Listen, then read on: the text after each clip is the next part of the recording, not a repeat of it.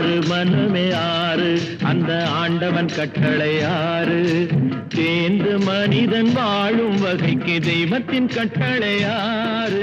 தெய்வத்தின் கட்டளை ஆறு சொல்வார் ஒன்றே செய்வார் உள்ளத்தில் உள்ளது அமைதி இன்பத்தில் துன்பம் துன்பத்தில் இன்பம் இறைவன் வகுத்த நியதி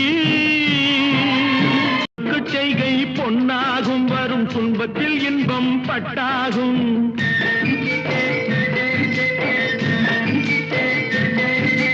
சொல்லுக்கு செய்கை பொன்னாகும் வரும் துன்பத்தில் இன்பம் பட்டாகும் இந்த இரண்டு கட்டளை அறிந்த மனதில் எல்லா நன்மையும் உண்டாகும் எல்லா நன்மையும் உண்டாகும் ஆறு மனமே ஆறு அந்த ஆண்டவன் கட்டளை ஆறு ஆறு மனமே